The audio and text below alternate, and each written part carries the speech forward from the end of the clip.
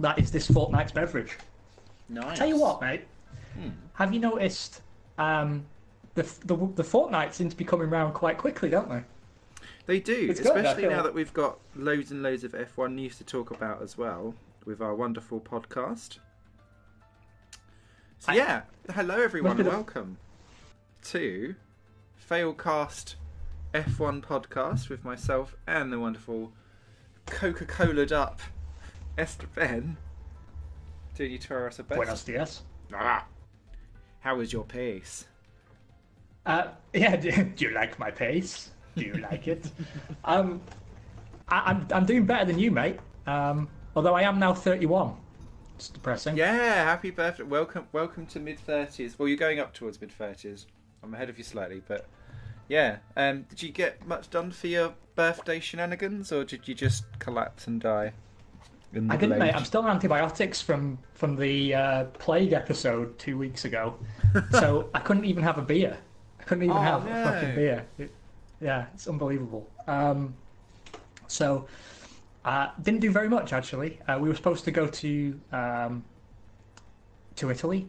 That didn't happen. And I'm back at work on Monday, but it's not too bad actually. I had a pretty decent day. Kept it quiet. Did some nice things. Ordered a curry. Nice. Nothing wrong with that. No, not at all. Not at all. Bear with. I'm just What's going on? checking. So, because everything has gone a bit weird with the latest patches, it's put the AI level back down to 0, which would have been lovely. do you remember? I think it was when we was Caterham Kings, and I've still got them actually, and some of them I've never put them out. I should do them as like retro Failcast episodes. Where we accidentally had the AI level on like a really easy thing. It was like, yeah, 1, 2, we're so good at this game. And we got to about round 4. It was like, we never did put them out. But we're busy talking about how like Kobayashi is king and all of his things. It's proper dated, really, really weirdly. What was we on? Was we on 70 for AI? 75. 75. Cool. Excuse me. Realistic. Everything else. Formation, blah blah blah blah blah. So we've got and all of the oh no, that's the restrictions. That's not necessarily what we've got, so that's all good. Modern F1 cars, yes, right, we're back, we're good. I think everything else now looks okay on the options. Just triple check. Yeah, probably. It still says 0 very easy for me on the AI driver, but it probably just hasn't updated. Okay. So yeah, 75 hard for me. Also, we're just going to shout out that we found a little bug that it's not saved our previous session manager for the Chinese Grand Prix race. So what we're hoping is that when we go through Bahrain to the end, it will let us update this in the future. Otherwise, everything will go wrong. Hello, James Angley. Welcome for joining. But yeah, we've got plenty of F1 stuff to be talking about, as well as our horrific Palmer-like birthday celebration. So let's ready up and get in. I'm assuming you've got... Did you prepare? Last episode was suspiciously professional. Mate, I have. Actually, I have an addendum to the last episode because we were talking over and underrated drivers, and I messaged you afterwards because I forgot. Yeah, Magnussen. The man, and I'll never let him forget this, described by Jackie Stewart as the next Ayrton Senna. Oh dear. He genuinely was. The last F1 driver that I can remember who was a smoker, if I remember rightly. That's one of those like famous pieces of trivia about him, isn't it? That you can sort of wheel out. But yeah, I am prepared actually. We've got a lot to talk about. On the list today, obviously, we've got to talk Singapore Grand Prix because now we've got a clever schedule where we broadcast on non-Grand Prix weekends. Yes. Clever. We have a race to talk about. I want to talk Carlos Sainz, I want to talk Sauber, and very importantly, we'll be talking all the engine shenanigans, the ones that we predicted, didn't predict, and how it's going to affect the field going forward. Shall we begin with Singapore? Yes, the Smash Fest of Singapore. And before we get into like who did what and who was naughty, Can I just say how amazing it was to have night racing in the wet? Because I assumed Oh that yeah. things would just get red flagged and everyone would cry a little bit. But they didn't, and I loved it. It's great. No, it really tickled me actually.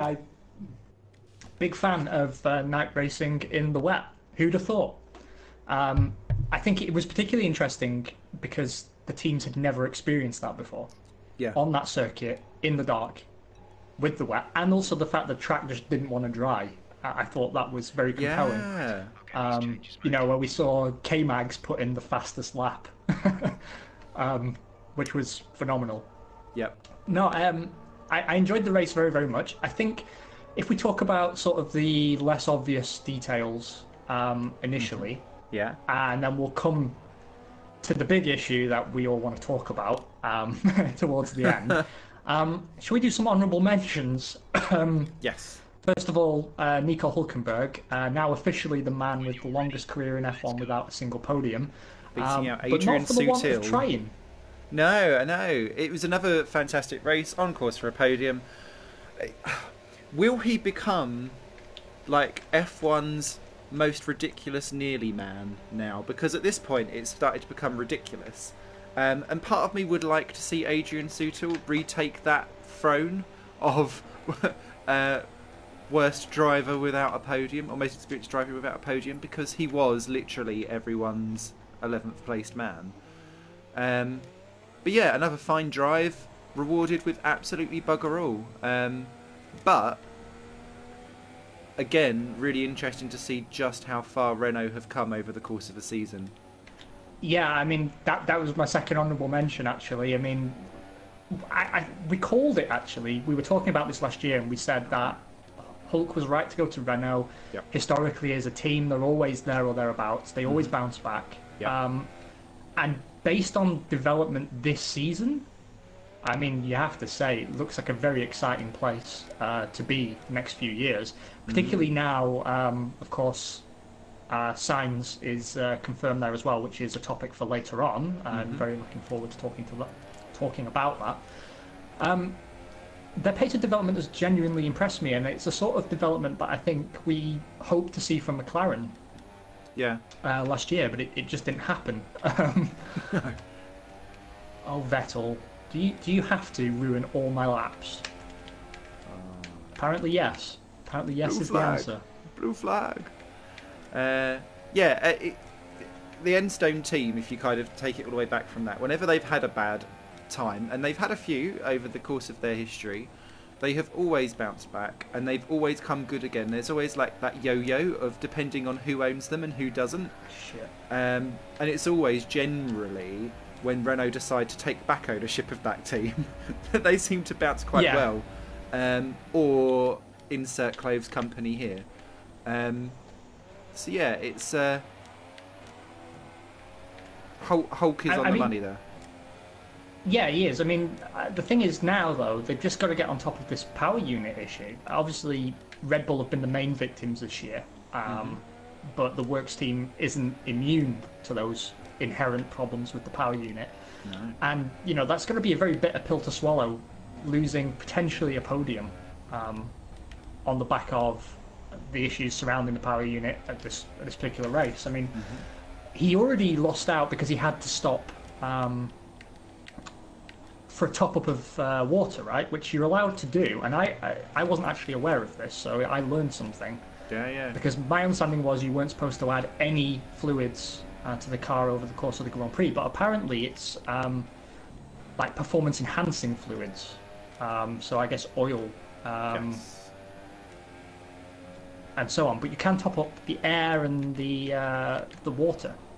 So it's got to suck anyway that they had to stop at all. But to have that happen and then the fix not be enough, they've got to do something, surely. I mean, they left a lot of points on the table there, I think. I mean, fortunately, Palmer, honourable mention, did manage to remember how to score points, which always happens when it's too late to matter with him, doesn't it? Yes. Frustratingly He gets so. fired and immediately pulls out some points. That's such a Palmer thing to happen. Exactly. I think whilst he's trying to parade himself in front of a Williams seat, which I really hope does not happen, to be fair. Although it's really interesting actually seeing just how short memory people are with. So like Palmer has been the butt joke of pretty much everything that is not a Honda butt joke this year, and as soon as he scores some points, everyone's like, "Oh, I hope Massa retires and goes off to Formula E because Palmer would do great there." But like everyone hated him up until Sunday, which I found Yeah. quite interesting. Well, Stroll went through the same transformation. Yeah. But you know, Palmer did well. It was a race of extreme pressure. It's the kind of race which reminds me of when he cracked under pressure Hungary last year. He spun. Rejects was still around. I thought Palmer would have earned a spot on it until Singapore. Yeah, that's true. Long live F1 Rejects. But he was the same last year, wasn't he? Yeah. And it turned out that in the most like weird and wonderful race of Malaysia, where he just like pulled out a point out of nowhere, particularly when the car wasn't even like massively competitive. It was really weird. So yeah, I'm really pleased that it's worked out for him. It is too late. He will not be in F1 next year, and I can't really blame anyone for that except for him. And Except himself. Yeah, because yes, Renault have had an exceptional amount of reliability problems with his car, even over Hulkenberg with his issues. But you still need to be able to show what you can do when it matters, and consistently he hasn't. And so, yeah, having two drivers at that team next year will be interesting. For me, though, the big thing, the most interesting. I like that. Sorry? Two drivers. Yeah. For me, though, the big thing was with Renault. They were the team who showed race rustiness for me for having two cars at the front, because they didn't quite know what to do with that safety car for Ericsson, which dropped them both back positions. And that to me showed a bit like how Williams now have like a bit of a crap, we're doing well again, what do we do? I don't know. Yeah. Box for mediums and screw it all up. It's just it's the lack of confidence of being back at the front, and that will come over time. But it really showed that both drivers lost out in the safety car scenario because they dawdled and pitted a lap after everyone else. Commit to something or just don't. How are you getting on, Chief? I haven't had a clean lap yet. I am 2 tenths faster than yourself. Ooh, I don't know why monkey. Hulkenberg is showing tyre exclamation mark, and he's not got a lap on, but he's showing fastest. Now I wonder if that means that he. I see Pascal Wehrlein on pole. I show Hulkenberg on pole, but with no time. Yeah, for me it's Wehrlein with no time. What have you done, Cody's? Oh, there we go. Jolyon Palmer, no tyres, second on the grid. What? Perez on pole, then Hamilton, then Wehrlein, then you, me. Apparently Marcus Ericsson is as near as he's about 4 seconds faster than Sebastian Vettel. Gotta love Cody's What? when they put in a patch and discover some new bugs just to challenge themselves further. Yeah, hi Elias, by the way. I'm sorry, mate. I did mean to acknowledge you sooner, but obviously this is ridiculous. Maybe Because what I see here, Simon, is that the fastest time is yours. Yeah, it should be. It And should then be a you're Haas second. 1-2 right now. Yeah, there is no half-assed about it. We should be the front row at the moment. We're using our full Haas. Yeah. But like massive differences, because Ricardo and Verstappen and Bottas I've got as like 7 seconds off pole. Yeah. Something's really weird. I'm going to go out. Might put wets on. Fuck it, why not? Doesn't seem to matter. Which will be suspiciously annoying for anyone who wants to know what's Project Cars 2, where I was able to keep up on wet tyres and a dry track. Yeah, I was reading about that actually. That apparently the weather changes, but your need for tyres does not. Yeah. So it's like it's screen decoration. It's really Yeah. stupid. Yeah. Okay, back to Singapore. let's take a brief moment's pause. Obviously we've mourned one man's career, Jolyon Palmer, Yes. but Sub. let's also rest his soul, Daniel Kvyat. Oh God, yeah. That he was just minding his own business, and that barrier leapt out in front of him again. Just another victim. It was such a pathetic accident as well because he'd done all the hard work and then just went, missile. Yeah, that was it. It was genuinely pathetic. It reminded me of Coulthard in the Williams binning it in the pit lane. Oh, It's just yeah, one of those. yeah. Just one of those embarrassing crashes that happens in slow motion, the kind that I have all the time. Yep. Yeah, and also what I was interested in is on the TV coverage, it cut to the Toro Rosso pits, and you can tell who's the favourite boy in that team, can't you? Because Yes. I've got a feeling Mr. Kvyat, whether he stays on next year or not, and it looks like he's going to, for better or worse, he's not best loved around those parts. Well, no, and you can kind of see why because I think I tweeted it out actually. Is that now that Palmer's actually scored something, shock horror, the biggest points gap, if you don't include like a Verstappen Ricciardo problem because Verstappen's not finishing anything, is now Sainz and Kvyat. And I hadn't realised that Kvyat has only scored, I think, is it 4 points this year? And Sainz is now 9th in the championship, doing sterling work, and yeah, it's absolutely shocking. He consistently has. Yeah. But is constantly still facing... I don't know if this is a British press thing, but the British press give Carlos Sainz a really hard time. Yes, And it's they do. almost like they rewrite history that he wasn't a match for Verstappen. And occasionally someone will go, well, he kind of was there or thereabouts with Verstappen. No, he beat him in that season, but Verstappen is the media love boy that everyone faps all over, so therefore he gets the promotion because of the pressure. Their performance differential was consistently tiny. Yeah, exactly. And it's almost like the British press are desperate to rewrite history to show that he was second best, and are still trying to put him down. And I don't get why. And then you get it also with the Red Bull Dietrich Mateschitz, where he basically whacked down Sainz, who thankfully got what he wanted anyway, and out of that thing, on loan admittedly, almost as if they can't handle the fact that they've got too many top stars and are like, shit, treat one like crap so that we make sure that we don't get another one who's too big for his boots because we've already let Verstappen be bigger than the Red Bull program. Well, that's exactly the point you and I have been making for like 4 years now about the Red Bull driver development program, that it works really well, but it causes them to make really stupid decisions. Yeah. And we'll come back to stupid decisions in Toro Rosso later on, but it's always the case where, we've got two excellent drivers, what do we do? I know, fire them both.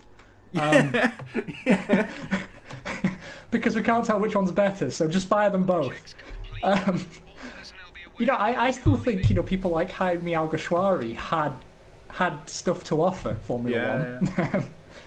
But no, sorry. We'll see what Wemmy and good, Verne but- have done now outside of F1 and other series, and you kind of think, what a waste of talent in that beautiful bin.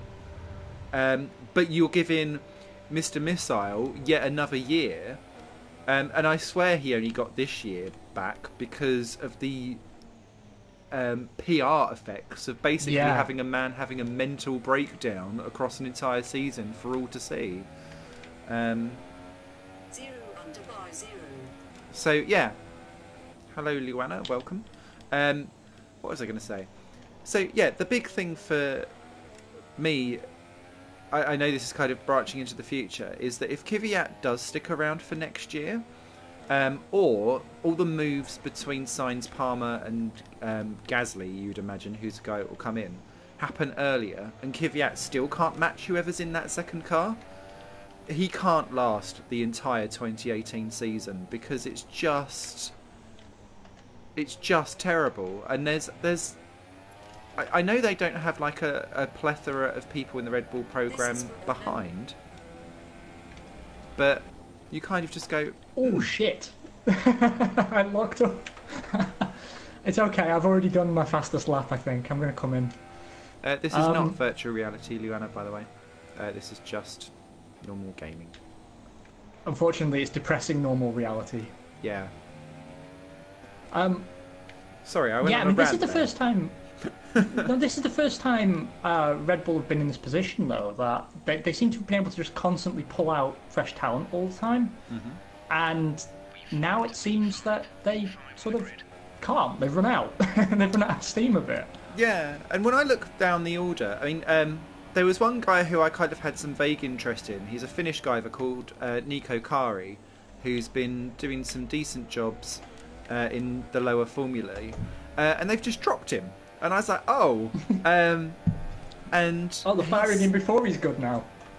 yeah, and it's because he's not matching Lando Norris, who is a huge talent who will do very well if he continues his upward trajectory, doing better than what Lance Stroll did, essentially in the same kind of formula, the Formula 3.5, and Formula 3, and oh god, that was a terrible line. Sorry, Simon. So they've now got no one, I believe, that's kind of backed in that level. There's a few people like right at the very beginning, but there's about 3 or 4 years before they're ready, and so they've got this massive gulf. Yeah, they're in a bit of a poo. Sean Galayo is not going to work either, and I No. don't know why they gave him. He's like 19th in GP2. He shows odd flashes of decency, but doesn't convert to points. This bug is... See, now I've got you on pole with no time. See, I'm 11th now, but there's people running around like really, really different in pace.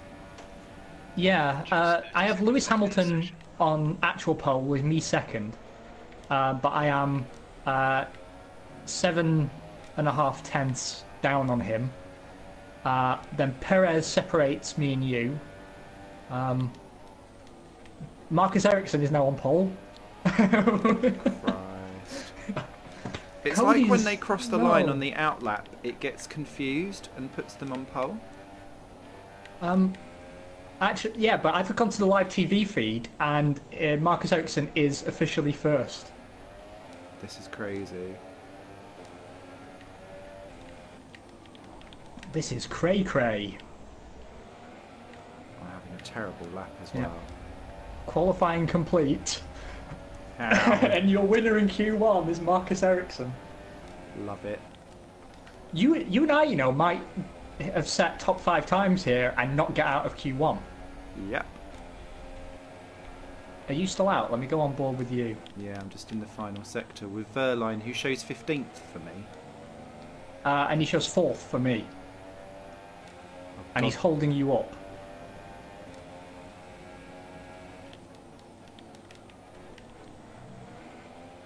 Cheeky lock up their side.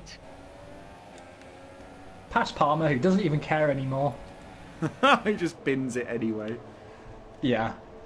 Okay, now I'm second again. I'm now 6th.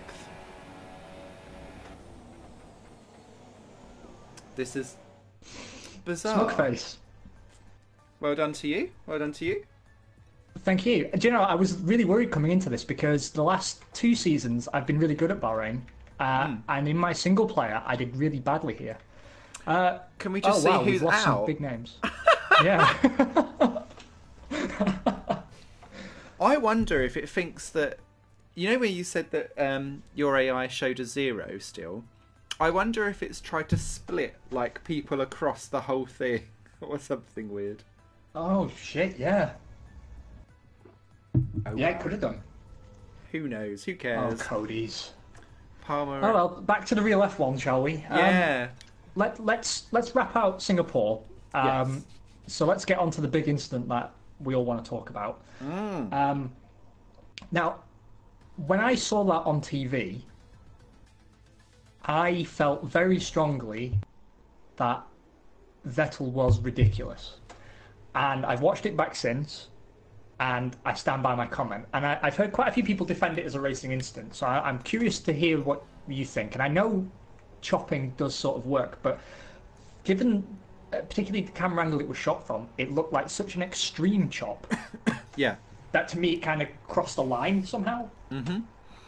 It was for me. I agree. It was too aggressive for a wet start on a nighttime track where you can't necessarily see everything. And I think it would have worked had Kimi not been there, and that's why people keep now saying that it's a racing incident, because Yeah. he couldn't see where Kimi was, and I don't know quite where the blind spot is. And Kimi should be obedient number 2 and know that he shouldn't be allowed to go for the lead. But for me, Vettel still went too far on the chop, and therefore it wasn't Verstappen or Kimi's fault whatsoever. It was squarely on Vettel, and it again shows that desperate driving streak where he will go to any length to drive almost like an arcade public room in R Factor to just smash people off the road, and then throw fault elsewhere. I mean, I didn't see the post-race interviews, but I'm assuming he was still going, "Oh, racing incident, how dare everyone else be terrible." Blah blah blah blah blah. What are we doing? Bing bong. And it's so frustrating because the brilliance of Vettel is there, but his brilliance is under. Whereas Lewis Hamilton's emotions make him emo and miserable and probably self-harming and putting on a bigger afro, Vettel just wants to crash into everyone. And it's kind of who is the most mentally stable will win this season. Well, to be honest, this is the sort of thing that we also see it from Hamilton. It's just Hamilton, it comes out when he's not first. Yeah. You know, anytime he's not first, his driving does get very, very scrappy. And I'm thinking particularly British Grand Prix last year when they got pipped by the Williams off the line. Yeah. And I thought that was really scrappy driving from someone of his caliber, actually. Yep. And I think they both display it. And I guess maybe it comes down to the racer's instinct. Elias kind of agrees with the idea that it was a racing incident. And on some level, I can sort of get that. But for me, it was the angle that Vettel went to. It was a very extreme move.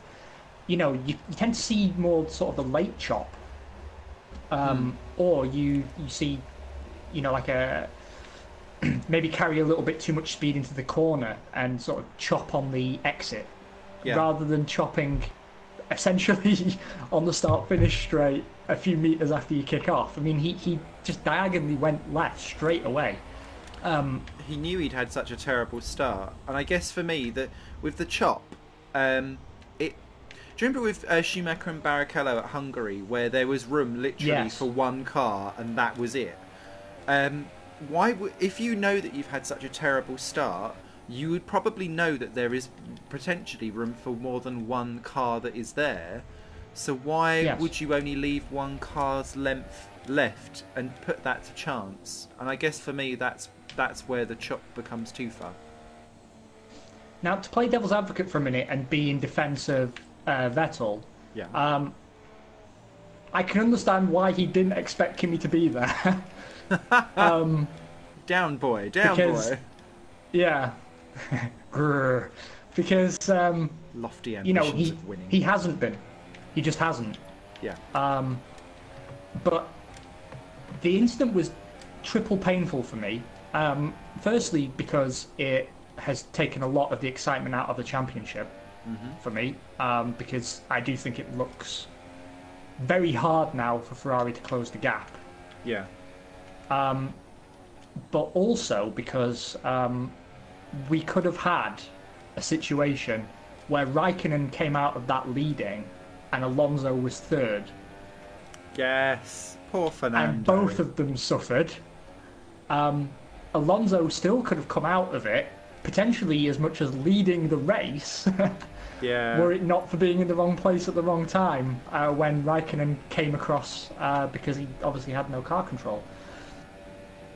it was just painful all round. And actually, for once, my heart bleeds for Max as well. This is I think the first incident Verstappen's been in where I can't apportion any blame to him at all. Yeah, yeah. He had nowhere to go because he could see drivers either side, so he was a bit like, and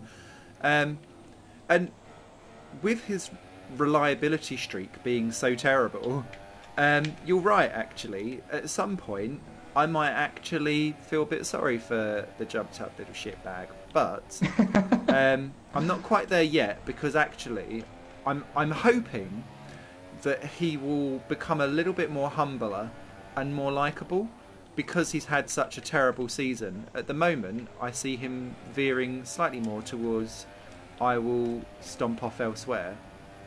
But you're right. In general, it's him that's doing the stupid manoeuvres, but that was nothing to do with him whatsoever. And he would have been great. Points out in 2010 and 2012, when Vettel was more than 28 points behind with 6 races to go. It's a fair point. It's a fair point. And I suppose you could have another incident like that takes out both Mercedes. It's true. It feels like it needs a special circumstance to arise rather than it's something that we can sort of expect reasonably. No, I just think Vettel made what I would previously have called the Verstappen move, where he tried to win it in the first corner, and he should have. I think with his experience and talent, he should have known that it doesn't matter if Max gets past him into turn 1 because he's got the whole race to get it back. And the race isn't Max; it's with Lewis. Yes, exactly. I don't know. It just seemed very, very shoddy. Yeah, and there was. I can't remember where it was. I think it was on. It says a YouTube channel called F1 Interviews, and they put up all of like the post-race analysis that people do, and Sky do like with Natalie Pinkham. She gets a couple of guests in every round to talk about different aspects of a race, and I've forgotten who it was that was on, but he's like an old Daily Mail commentator, so like take it all with a pinch of salt. But he was saying that Vettel has a particular dislike for Verstappen, and if it would have been any other driver, he would not have done that move. But he's so rattled by Verstappen and the way how he drives and what he is like, that it's almost like he wants to go an extra mile to teach him a lesson that he shouldn't be able to put one over on him. And I don't know how true or not true that is, but if there is bad blood there, he needs to learn how to kind of not let control it. Yeah, you can't let a competitor get under your skin, especially when that competitor is not one that you're having a championship battle with. Let me ask you a question now.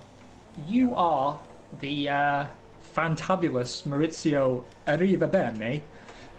You have a big hairy chest, you've got a bunch of medallions, you have a yacht, possibly. Amazing. Would you be having words with Sebastian about this, or would you let him sulk it out? I would be having words. Would you hold him responsible? I would hold him responsible, because that's the kind of move that will screw them over in the Constructors' Championship, because Bottas is so submissive these days because he's not really in the running for anything anymore, and just seems to be a bit at sea, in my opinion, that they're not going to have that kind of issue. Whereas they've already orchestrated the thing for me, I'm getting a bit on my high horse now, sorry, is that please, Ferrari have already played the Raikkonen back down, Vettel's our man, Vettel then can't repay that by taking everyone off and then throwing his dummies around, because they've already arranged the team round him this year. Think of Monaco, think of Hungary, where Raikkonen has had to sit there and play second fiddle even before like the championship is really officially going for a Vettel prong and a Hamilton prong. And so he can't afford to throw his dummies out of the pram now, because they've already pushed it to him, and he owes the team that kind of level of responsibility and carefulness back, because at the moment that kind of move. If he then has another hot-headed moment, which you can add to that and to Azerbaijan, and so on and so forth, he will cost them the constructors, and all they've done is given them his faith, and then he's not repaid it. So he needs to be calmed down, and he needs to be almost given some kind of, not therapy, but put him in therapy. yeah, put him in therapy. He needs coping strategies on how to deal with rage quit situations, because he sees red, and then the red is not a super soft tyre or a fastest sector. It's, I'll smash into the back, or I'll climb wheels with someone to show them what I think. Red mist does not help. I would say you've given the correct answer there, but obviously it wasn't the answer that we got from Ferrari's media department, which tangents into what Elias is saying, which is I don't understand why Vettel. I don't understand why Vettel has to apologise to Verstappen. I don't think he. It's hard to say. It's too big, I think. Yeah, he doesn't have to apologise, but he does have to accept that he fucked up. Yeah, he was a catalyst. But incidentally, what Ferrari's media department did was immediately leapt into action to blame Max Verstappen for the incident. I know, and then they had to say, "Oh no, it's not actually our responsibility or fault or whatever at all." But it was hilarious. Yeah. Just to leap out and say, "Yeah, it's Max's fault." You and I are third and fourth. Actually, second and third. Second and third. I'm not even going softs. out again. On softs. Something's wrong with the AI. Yeah, look, there's 12 seconds between first and 50. And Verstappen's 9 seconds off. The race is going to be interesting. Yeah, we're going to be lapping all kinds of people, I think. Oh well, at least we've got plenty to still talk about. So, for me, I do think it was right no penalties were awarded. I think the damage caused to Ferrari by Ferrari was probably penalty enough. Yeah. To tie back into what you said about the Constructors' Championship, I still stand by my comment from last week that I don't think Ferrari really care about the Constructors' Championship, because they get so much money just for being Ferrari that it doesn't really hold the same. It's not. It's nice to have, but it doesn't hold the same importance for them as it does for other teams. Yeah. It also, like we talked about, it's not the most famous championship. The drivers is what everyone remembers. Yeah. And they want to win the drivers. So I think that's probably one of Ferrari's biggest weaknesses, actually, that they're a two-car team occasionally. They're occasionally a two-car team, but usually Ferrari is one man, and then there's some other guy who's there because the regulations say so. Factual description of events. No need to speculate on this. You what M8. Okay, James was just putting out the tweet that Ferrari said afterwards. What we tweeted was a factual description of events. No need to speculate on this. What? Lol. Hashtag fake news. Clearly they've employed that evil-looking Sean woman Spicer. that does... Yeah, Sean Spicer, complete with that horrible Trump woman. I forget her name. She looks like a Stepford wife that's like had a screw Kellyanne loose. Conway. That's it. Horrible plastic surgery, Stepford wife, and also looks like she's about to malfunction at any moment. Well, as we've touched on the major incident at Singapore, Yes. I want to pivot things around a wee bit. Ooh. You And sassy bear. all these topics are sort of interwoven with each other, so I guess it's going to take some pretty heavy conversation now. So put on your conversation trousers. Okay. So, obviously, the engine and driver carousel continues to revolve. Now, we've talked about Daniel Kvyat essentially pretty much guaranteed to stay on at Toro Rosso. Sadly. Pierre Gasly has managed to announce himself as the other Toro Rosso driver for like the 4th time now. I will have he did that it last scene. year, didn't he? Yeah. Like, I remember last year, he basically came out and said, "Yeah, I'm driving for Toro Rosso next year," and they were like, "No, you're not." The same thing has happened. They still haven't confirmed him. He's the obvious choice, and he's confirmed himself twice. But yeah, obviously, there's a lot going on with Honda, Renault, and everything. So we'll get into that in just a moment. We want to talk Carlos Sainz, but there was a little bit of hot breaking news just before we went live that I pulled from Ooh. Autosport because we aren't proper journalists yet. Okay. Now, I generally find Autosport, when they've got inside sources, they're generally pretty reliable. Yeah. And we are third and fourth, which is unacceptable. Apologies to everybody. I know. Disgraceful. I like to see that Renault, McLaren, and Sauber are actually out, so normality is restored. Thank Christ for that. Sorry, continue on. So, yeah, what they were saying is that Williams have a driver shortlist of 3 drivers: Felipe Massa, Paul Di Resta, and Robert Kubica. Notable by his absence is Jolyon Hello Darkness, my old friend Palmer. Which, a lot of people were speculating, but I just didn't see it. Like, if it was a choice between Palmer and Massa, then it's not even a choice, is it? You just keep Massa. Yeah. And if it was a decision between Palmer and a tub of yogurt, you've still got to consider, well, maybe the yogurt gets in the point just by the fact it hasn't crashed. If it's a bio yogurt, it's got life in it, which is probably more than Palmer's career. Correct. So, for me, that's particularly interesting. But it's also a no-brainer.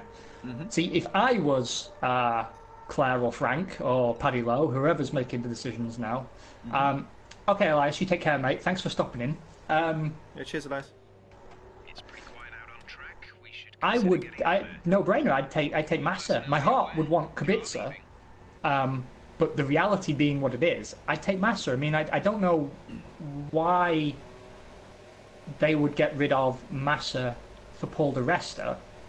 That doesn't make a huge amount of sense to me. I mean, he didn't disgrace himself when he substituted for Massa, but he's been out of the sport at this level for quite some time now.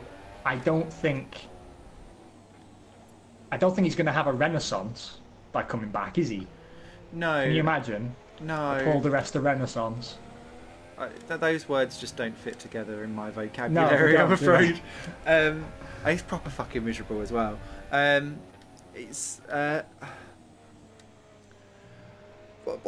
What's your take on Kubica? Do you think that it is a genuine thing that he will be okay to drive? It seems like a... it's going to sound awful. It seems almost social justice-y to be like, oh no, we can't have someone who's got a slight disability in the car. But when it's like wrestling around these beasts and making sure that you are okay with that, it would be interesting. I guess the problem with all 3 of those options is that they're all old. And they're all like for a season or 2. Even if Kubica does come back. What is he now, 36? Well, it's due to Martini. Yeah. They need a driver of a certain age, over 25, isn't in it? order to do the sponsor work. Right. The thing about Kubica is, I too would have felt exactly the way you feel, were it not for the fact that he wiped the floor with Sergei Sirotkin in 2 tests, and Sirotkin's like Renault's, he was supposed to be the guy in the car until Carlos Sainz became available. Yeah. He was sort of their big hope. And I think in the eyes of Renault, rather than boosting Kubica, what that result did was just write Sirotkin off. Yeah. But for Williams, I can see why he's a tempting prospect. Because if he truly has quite a bit of his old speed still in him, yeah, it's a gamble, but, if he was driving at this standard and hadn't had his injury and had a full career, he wouldn't even look twice at Williams. But now they've got a chance of getting a driver who probably normally be outside of their sort of recruiting range, if you will. Yeah. And probably for a fraction of the cost. Yeah. So, yeah, it kind of makes sense. It could work, it could go spectacularly wrong, but the damage would only be 1 season. And I think if Palmer's contract hadn't been so airtight, I think we probably would have seen Kubica in a Renault this year. Yeah. Because I can't think of a reason not to. No, because they need to. They need to. They needed to have tested him out. I think. I mean, now that Sainz is in, it's kind of a bit of a moot point. But that would have been a great way to have seen it and done the shuffle. Got Gasly in too deep again. Toro Rosso. That would have evaluated Gasly versus Kvyat, which would have sorted that out. Yeah, it's a bit of a shame that Palmer's still about. I know that sounds really terrible, but it's true. I guess I'm having a shocking lap, by the way. I keep fucking up, so I'm going to just cruise it and try again. For me, if I don't run out of fuel. Lance Stroll is clearly what Williams are looking at for a long-term alternative. And he's coming good. Yeah, he's coming good, and he's getting better. I still think he is wild. He's got peaks and troughs, and they're a bit too wild for my liking still at the moment. But it'll come. It will come. He just needs to relax. Who is the driver out of all of those who gives the best feedback and would mentor someone longer? Now, do we say that Massa has been able to help him out with his peaks and troughs over the course of the season? And is it worthwhile having one more season with the old dog yet, who hasn't disgraced himself this year at all? He's had terrible luck, and Sky F1 were really laying into Massa and saying he's done nothing all year, it's been terrible, this, that and the other. Actually, I think he's done all right, and he's been removed. I've seen no evidence of that. Yeah, he's been removed from situations beyond his control, like Canada being smashed into, Azerbaijan not being able to finish there. He could have won that potentially. It's so shush Sky.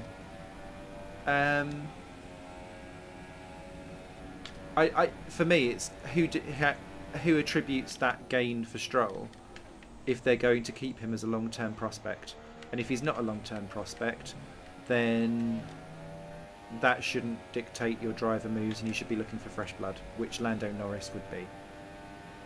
Yeah, but he's tied in with McLaren, isn't he, I believe? He is. And they said they won't loan him. Oh, have they? Okay. To anyone, was their statement. Because he is their new Lewis Hamilton. They'll I guess groom they'll him put like him a in. pedo. Yeah, I guess they'll put him in with the Stoff at some point. Oh shit, I ran wide. Yeah, once Alonso goes. Which still might happen this year, and I would laugh my arse off if it did, because they've given up, what is it, 70-80 million a year in a works engine deal to keep him. Yeah. For me, Massa is a no-brainer. I honestly don't know why you would consider any of the other options. Yeah. And clearly Di Resta's ability to develop a car is questionable, because that car is dog shit. Yes, it is. I would say, aside from the Sauber, it's the worst car this year in terms of consistency. Yeah. Because either it works or it doesn't. There is no in between. Like, when it's off, it's really off. Yeah. And I don't know why a team of Williams' caliber has produced something so mercurial like that. But I suppose that has been a problem of the hybrid era for them, hasn't it? I mean, apart from 2014, where they were really on it. Yeah. And I know they took 2 consecutive third places in the constructors, but their cars were still very up and down. Engine dependent, and now that the engines have kind of steadied themselves out a bit, it's noticeable that they've had a swing down the order, and they need to sort it out. Claire Williams has said she can't have another season like this one. Although I did see that Paddy Lowe says that it's going to be revolution, not evolution, for next year's car, which I think is the sort of thinking they need to have.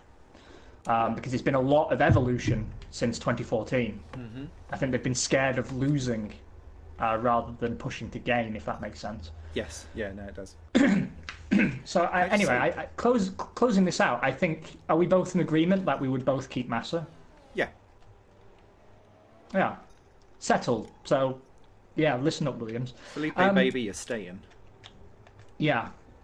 So, moving on then to the wider picture. Now, we've touched on it very briefly. McLaren have taken on a 3-year customer supply with Renault, so now paying for their engines. Mm-hmm. a move that I've criticised very vocally because I believe it's the same sort of move that took Williams out of the picture in part. Yep. Because now McLaren are paying to have a customer power unit, which basically means you're paying to be also around. You're not going to be allowed to win. Mm-hmm. Now, they say they're getting parity with the Renault Works team, but at the moment, I don't think that's anything to write home about. We're set. And I don't think Fernando, he'll be initially pleased to be sort of tickling the podium region occasionally when the weather's right, but that'll soon wear off as well, because once he's got to sit and watch the top teams disappear off into the distance, I think he'll get very fed up. Yep. Although what is interesting to me is, assuming engine parity, which isn't what's going to happen, but assuming this year's hi boss, the AI difficulty we have is 75. We turn it down just a teeny notch so we can actually present, but it seems 75 is too low because we're doing suspiciously well. Second and third, yeah, that's unacceptable. So,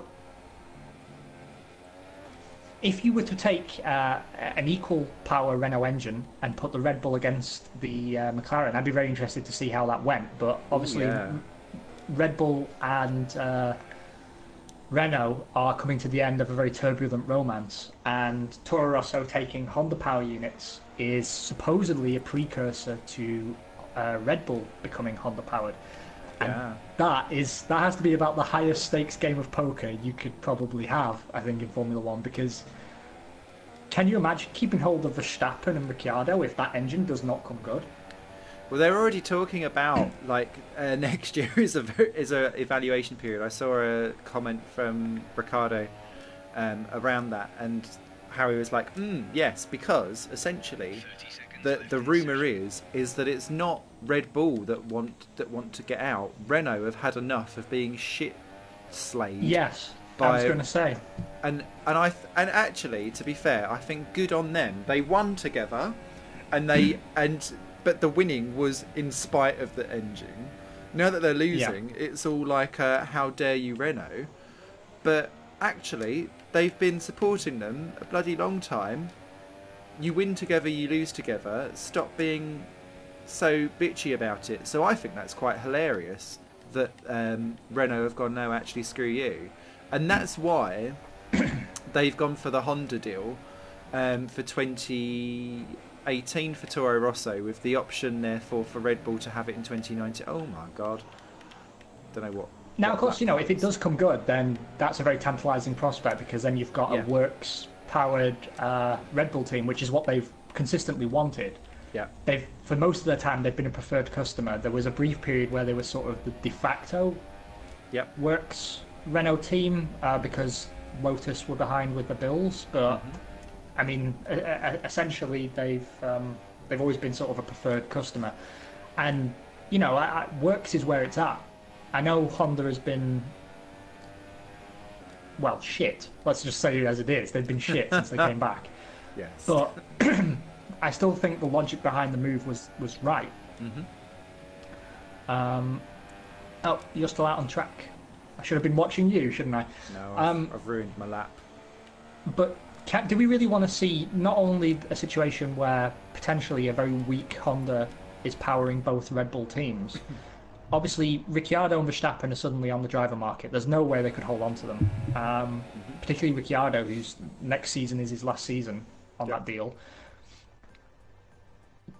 Red Bull have always threatened to take that ball and go home. If they are shoehorned and forced into taking an uncompetitive engine, you could see them pulling out, could you not?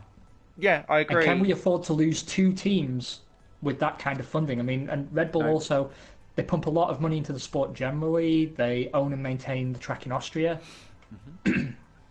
If I was F1, I'd be very, very nervous right now. If I was FOM. Yeah, because Dietrich Mateschitz, I think, is preparing to leave and taking Red Bull with, and I think it will happen in 2021.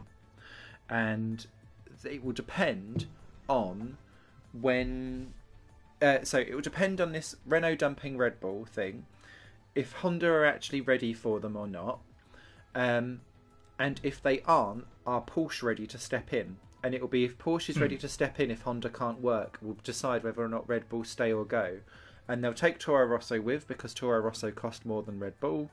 That eliminates 4 of a 20-car grid. There is no team looking like they want to come in to sort that out. That drops the teams down to 16. If you go below 16, then they violate their Concord agreement. Sauber look like they're on the brink of everything at the moment. Haas will be bored by then, and he'll be wanting to leave. F1 gets into a very sticky situation for the new Concord agreement in 2020, and I see and it needs to decide as a business as well. Like it ties into that whole road relevancy stuff. The halo, does that annoy people enough so that actually figures go down and people go, oh, do you know what? This isn't like a proper car anymore. Bollocks, bollocks, bollocks. I know we always bang on about F1 being, oh, it's a turbulent time. It's a turbulent time. But genuinely, for the next couple of years, there's these step changes towards whatever F1 wants to be from 2020 onwards. And whether or not Red Bull are part of that or not is actually a really key element. And Honda's competitiveness really... Oh, shit. No. I didn't mean to do that. I've done it again. What did you do? Double... Yeah. Sorry. It's all right. I know you panic about you. It's because I get my videos taken down. Apparently, I am spending no time on the super softs. Oh. Are you going soft medium? Soft medium. Oh, wow. Let's see how we go. There's a large flying insect in this room, and I've just looked into the light. Is it killing? And I now have those floaty colour blobs in front of my eyes. Oh no! I can't see in front of me, so I'm just creeping around trying not to hit you. It's like the lens flare effect, but just for reals. I have to say the glare in this game is really bad, actually. Yes, I agree. Especially on TV cameras, the whole game just looks like a shade of white. Needs to sort that out in the future. I've seen people bring it up in forums for Codemasters to take a look at, but it appears that they've got new bugs to sort out this time around. What was I going to say about F1 2020? You're completely right. I mean, obviously, Cosworth and Porsche are the potential new entrants. Yes. We might lose some other suppliers. Yep. Although I don't expect Renault to go, actually, because they seem very committed to their works team. Yes. Especially now they've bailed it out as well, because they've spent all that money. Yeah. Now reap the rewards, because it's on an upward trajectory. Now, if Red Bull were to go, I actually think at least one of those teams will probably find a buyer. Yeah. And I suspect it would be Toro Rosso, because they famously have no debt. So they're a very interesting, very tantalising prospect. Yeah. Additionally, Paul Stoddart has been, he'd been talking about buying them for some time. And I think if they were genuinely on the market, he'd be on the phone. Oh, really? I didn't know that. Please let it be. Yeah. Please let it be like Toro Minardi or something like that. Just rebrand it back. I'd love it. Well, he actually owns the branding. Yeah. He owns the Minardi name for racing purposes. He also owns a lot of the assets of Tyrrell, believe it or not. But the reason I don't think we're the only ones who've been thinking about this, because I noticed that Paul Stoddart is the one running F1's so-called 11th team. Him and Mike Gascoigne are running the two-seaters that take up the 11th garage in the pits. Oh, yeah. And they announced recently that Gascoigne has started a project to basically redesign the car. Oh, fab. And Stoddart was talking about they want to operate as if they were a Grand Prix team, so they practice pit stops, the works. Oh, super. And I thought, what are you up to, Paul? Paul and Mike, what's going on here? This is all very familiar. What a lovely little dream team that would be for back of grid shenanigans. Yeah. Wow, I'm very slow off the line.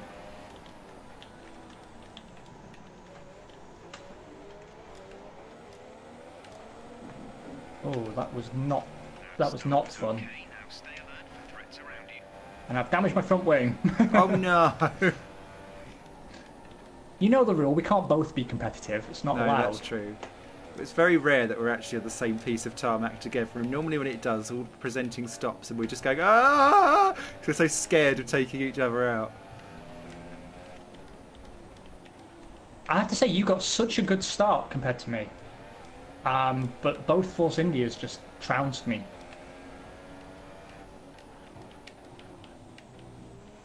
I'd love to see Paul Stoddard and Mike Gascoigne back in the F1 fray doing silly things Yeah, and to be honest, again. I'm surprised Mike in particular has been away so long. I know he was at Caterham Composites, Yeah. and he sort of moved away from the Caterham F1 team towards the end of their time. The car now is going to be super slow because I've lost part of the front wing and it won't hold to the fast corners.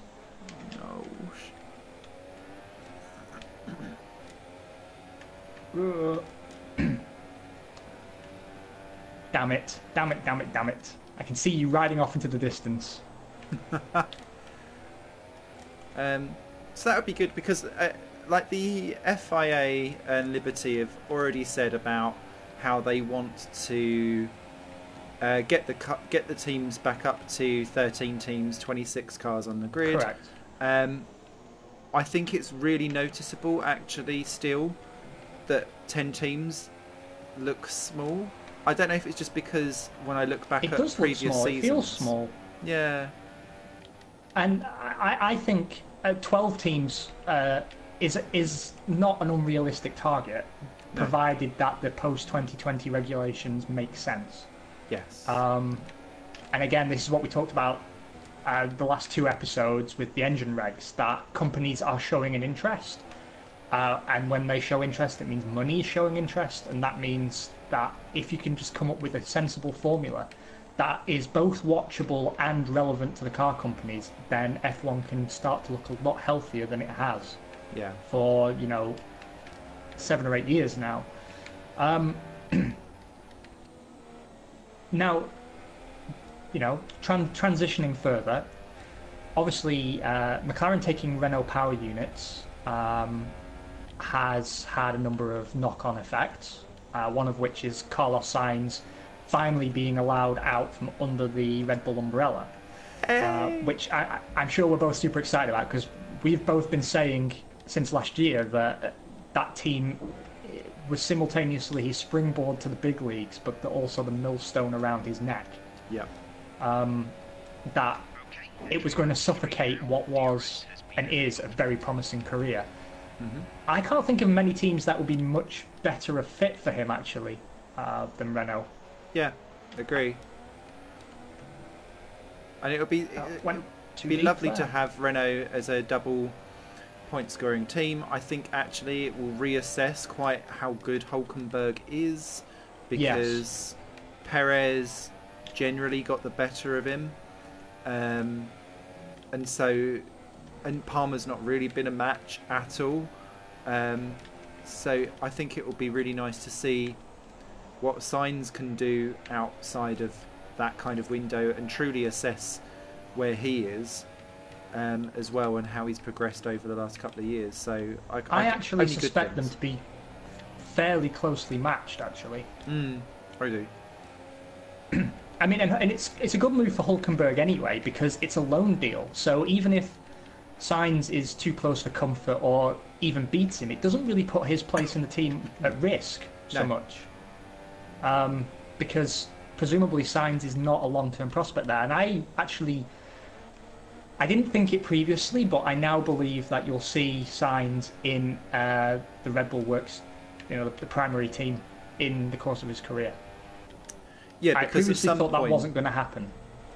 yeah, I mean that whole loan thing is basically their reassurance that if Verstappen or Ricciardo say I've had enough of this, I'm off to X for 2019, they can pull him back and stick him in. Teammate is 4.7 Yeah. seconds. Yeah, and for me, assuming Honda fails to deliver, which is not a ludicrous suggestion, it's hardly the height of scandal. I think you'll probably see this be a one-season situation with Sainz, Yeah, and he'll step in to replace a departing Daniel Ricciardo. yeah. Where Ricciardo will go, who knows? I mean, obviously we know Ferrari have had their eye on him for quite a while, but whether they'd actually pull the trigger now. It's a good point, actually, I've made. Good job, me. Because I rate Ricciardo incredibly highly, but where is he going to go? And his problem is that who is at that Ferrari seat as a teammate? Oh, look, the guy that he beat beforehand, Yeah. who is busy making that team his own. And I think that shuts the door for Ricciardo, actually, because did you see the press conference where they'd put Vettel, Ricciardo and Verstappen together? And I think it was James Allen asked the question. He was like, so which one of these two would you like as a teammate for 2019 then? And he was like, and he went out of his way to basically go, I don't miss Daniel at all. He means nothing to me. And I was like, ooh, burn, bitch. We're considering switching. So, yeah, Would you like some aloe vera? Strategy. Do you want to change or Yeah. stick to plan A? Would you like some aloe vera? Did you not like my God, face? yeah. I mean, because the thing is, unless, I could actually see Ricciardo at a competitive McLaren. Ooh. That would actually be a really good fit. If McLaren were competitive, if they became what Red Bull are now, sort of the de facto third team, like a customer, but a customer capable of podiums, I could see him there. Yeah. But it's frustrating because I genuinely believe he could be a world champion. Oh, yeah. Absolutely. And I want him to be. And I think he's in the same category I placed Damon Hill in the other week, that I think we take for granted how good he is. Yeah, and To the especially point where when it the stops spot... being a point of discussion.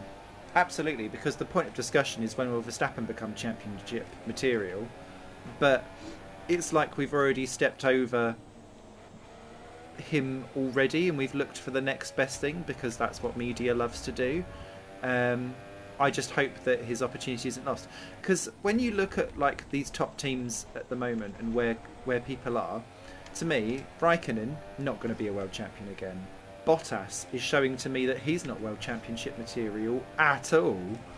When people just don't transition well to being a top driver, like Frentzen, and just like the pressure's too much, and they just go, oh my god, just give me a midfield team again, and I'll get the same position as what I do in the Williams. He's striking That Jordan was a good car, though. It was a good car. I love that Jordan. Getting a little semi. But yeah, it just they're drives that are almost wasted now for me, and I just think, oh come on, get. I know they're on 1-year deals, both of those drivers, but 2019, don't bother with either of them, and get some more of the other people in. Get Red Bull competitive, preferably not with a Honda engine. Get McLaren up there, snapping on their tails. Renault will look competitive. It's so tantalising what 2019 could bring. I'm really not excited about 2018 much at all. No, I am actually. Simply because I believe it will be a very important season for Williams, and we'll figure out where they're going to fit between now and the end of this formula. But also because I'm curious to see the dynamic of a Renault-powered Red Bull and a Renault-powered McLaren. Yes, it's true.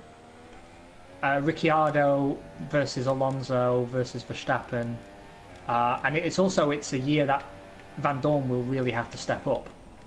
Yeah. Although, to be because fair, you can no longer... Sorry, go on. I was going to say, I think the second half of this year he's done perfectly fine. I've become a Van although Dorn I felt fan. in Singapore not so much, but I try and let him off for that because it's a difficult track anyway, and it was in the wet for the first time.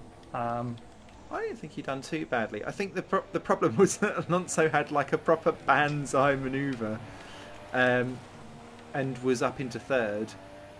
And I don't know how much he would have been able to sustain that going forward. But yeah, I've quietly rested any demons that I have over Van Dorn. I think he's okay. Is he the real deal? Was he overplayed a bit like Mr. Jan Magnussen was? I'm not sure yet. But he'll be Hashtag next Senna. Hashtag next Senna. There we go. Everyone go to Twitter and we want the hashtag next Senna for your most ridiculous over. And no, I don't want Rio Haryanto hashtag next Senna, please, thank you. But he could have been. Could have been, but Mummy and Daddy have taken him back to the wholesale business. No, I am excited for 2018. I agree with you, 2019, and of course, 2021, the Ross Brawn formula. Yes. There's much to be excited about there, but what state the grid's in the meantime is definitely cause for concern. That's a good Antonio shout out. Pisonia. Yeah, there was an overrate. The Jungle Boy. Oh my god, if you said that these days, you'd probably be locked up. Oh yeah.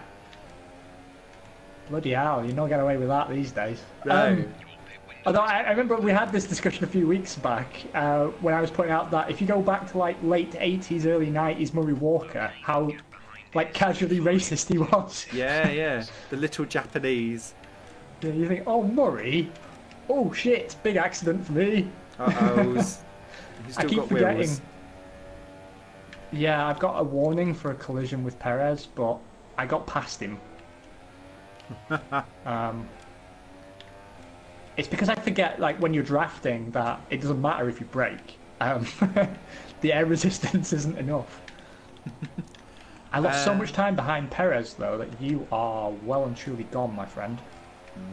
Only 7 seconds. Are you pitching this lap or next lap? Or I have no idea. I'm quite. Jeff has been suspiciously quiet. I might go for next lap if that's okay. Well, then I will pit this lap. Just let me inform Jeffrey. It's the start of my pit window, but I have actually battered my front left, so maybe it makes sense.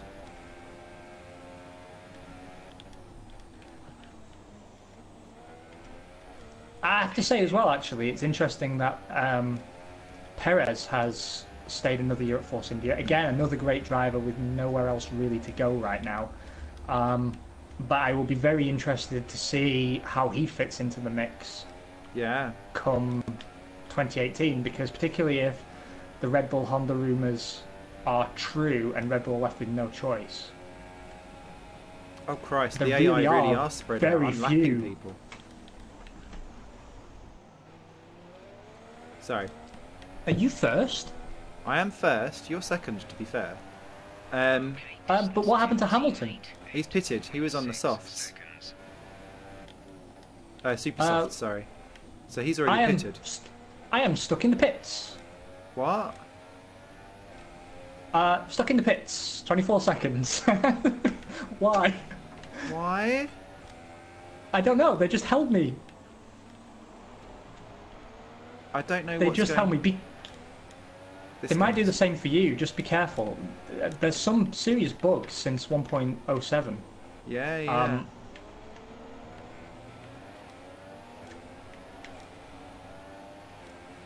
So I'm now 7th. Oh, for God's sake.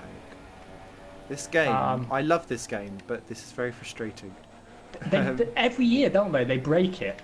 They release it, and it's maybe got some bugs, but usually it's not like atrocious. And then they just gradually break it more and more as our season progresses.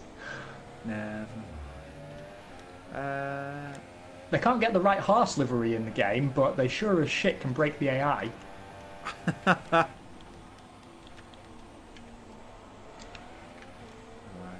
Right, anyway, let's try and get back onto some proper Formula One, shall we? Yes. Someone I want to talk about, actually, from Singapore as well, is Esteban Ocon. Ooh. Again, continues his tradition of double points finishes, so well played there, young man. Yes. But did notice that he's... I I think it was the biggest differential between him and Perez since the start of the season, if I am not mistaken. And I wonder if it's the same as what we saw with Van Dorn, that just the lack of general experience and the trickiness of the conditions, the unusual combination, maybe just came to bear a little bit. Yeah. It wasn't his finest hour. And if I remember rightly, didn't he also have a troubled time at Monaco? And he crashed the car, didn't he? And he had to start at the back of the grid. I mean, he still got up to, I think, maybe a point. Or if he didn't score a point, that is the only place where he hasn't. But yeah, maybe street circuits aren't his forte. Although, to be fair, he wasn't too bad at street circuits in junior formulae. But no, good shout. I mean, overall, I still think he's had a fantastic season, and I think he's a very exciting driver. It was just surprising to me because I've taken it for granted that he's, mauling Perez. He's just all over the back of his gearbox every Grand Prix. Rash. Yeah, and it just didn't happen this time. What position are you? I'm second. Okay, so there are 2 cars between us. Perez is one. But I don't know what the gap is because I was held for 24 seconds total pit stop. So I'm guessing we're probably about 17 seconds apart. Teammate status. How was your pit stop? It was okay. Teammate is 8.7 seconds. Apparently we're 8.7 seconds. The time last lap was a That seems That seems wrong. small. You'll have some lap traffic in there as well. I don't know why Ricardo's 19th. I just realised as well, all that time spent in the pits, I could have fixed my wing. Twat. Never mind. Okay, wanted to can talk I also Sauber shout with out? you. Just go before we ahead, dive please. onto Sauber, just something I wanted to ask you. Force India for 2018, with their upward trajectory, can it continue any further? And also, there was a really interesting video that I saw around an update to the Force India car that is really interesting for potentially 2018, where the aero changes slightly for the cars. And what they've done is they've put along, like the shark fin of the car, they've put on like it's almost like the things that you put wires into and then they all grip together and they're like wire tidies. They've put like one of those on the very top of the car, and the idea is that it pushes all of the aerodynamic downforce down to the rear wing, because next year the T-wing is gone. And so there is no way for them to be able to push the downforce down to the rear wing, and the monkey seats are banned for next year. And so they're looking at new ways to try and push downforce down onto the rear wing to make cars more efficient and aerodynamic. And Force India tried that out and seemed to say that they got a decent enough gain out of it. So it's just an interesting little dilemma, and it's interesting that they're the first team to try out something unusual to look at things for 2018. I was like, ooh, cool. I mean, I'm happy about that because it shows they're not taking their competitiveness for granted.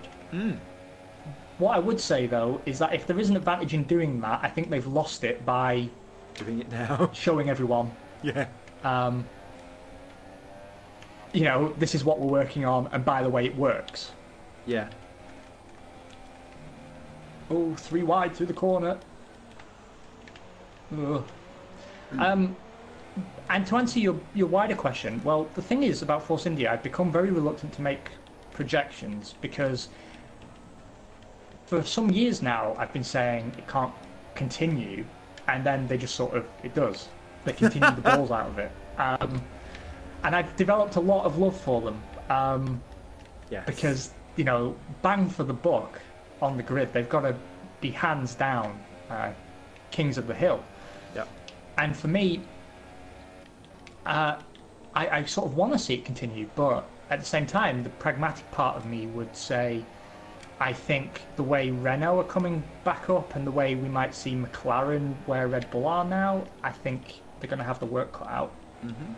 I think it will come to an end unless they can continue growing their sponsor portfolio, which I have to say they have one of the healthiest portfolios on any car we see on the grid. So Yep. they're obviously doing something right there. But I think they're a team that is just crying out for a competitive work steal. Yeah. And just one isn't going to come. It's not going to come before 2021, and even then, there's no guarantee they'll get it. But if they could, by God, that would really shake things up, because they've shown that when they don't have works backing, when it's privately funded and they're a customer team, that they can get the results they've been getting. You know, let's parallel universe, let's say it's Force India Honda. Honda remember how to build an engine and put 80 million a year into the team. Can you imagine the paradigm shift we'd be looking at? Yeah.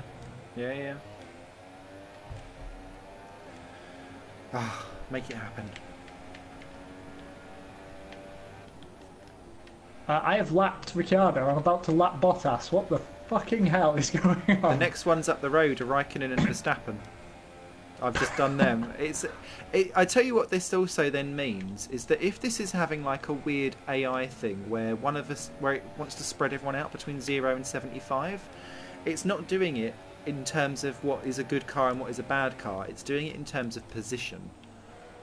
Yes. So yeah, another shitty. So you think because the weaker teams tend to come out first in qualifying that they got the advantage? Yeah, because it decided that those cars were. Do you remember in Q1 we had the Red Bulls were 8 seconds off the pace. They're still showing as 8 seconds off the pace here, even though we have the car set up to be realistic in terms of performance, so therefore they should be like 5th and 6th. So bizarre, weird, don't get it. Sort it out, Codies. What was you going to say about Sauber? Sorry, yeah. Okay, well, as you know, Sauber have a special place in my heart. Yes.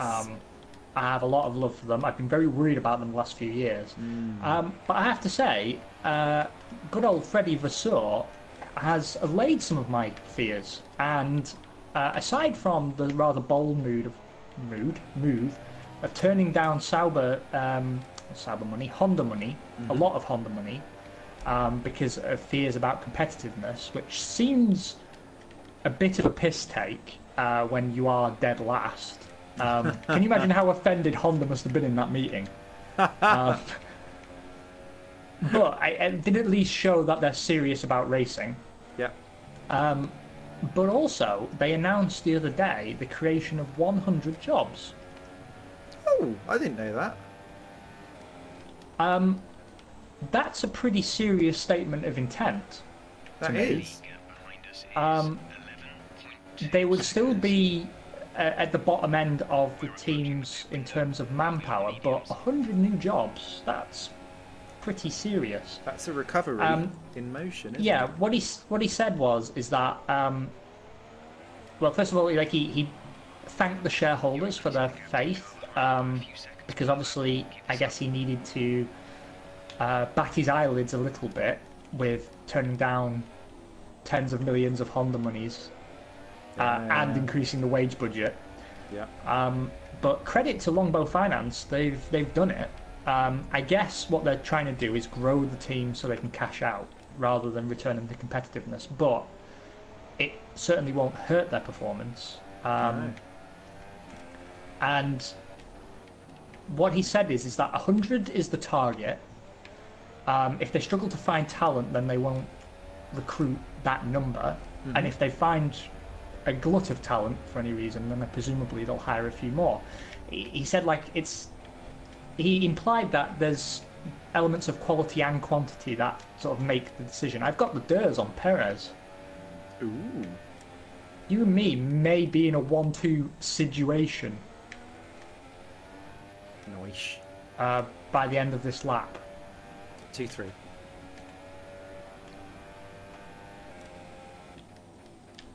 2-3. Yeah, Hamilton's still. Is out Hamilton front. first again? Yeah. He'll do us. He's well. Of course, the clear. broken AI doesn't interfere with him. No, he's 8 seconds up the road as well, and I'm not catching. That's really good. I tried to. Sorry, go on. Oh, Perez is in. That's really good for Sauber because it's been so quiet because you don't know quite how much Longbow have actually invested. I guess as well, the other thing is I didn't know how much Longbow's finance is tied to Marcus Ericsson staying in that team for the future, especially as the team now positions itself as Ferrari 2 the Revenge, a bit like what it was in the early 2000s. When it had the Petronas badged engines, it had Raikkonen in the car, they would have Larini and Fontana, Morbidelli, those types of drivers would pop in that would have ties for Ferrari test drives, that kind of stuff. And those were, up until apart from maybe like the 2012, 2013 years, Sauber's glory years.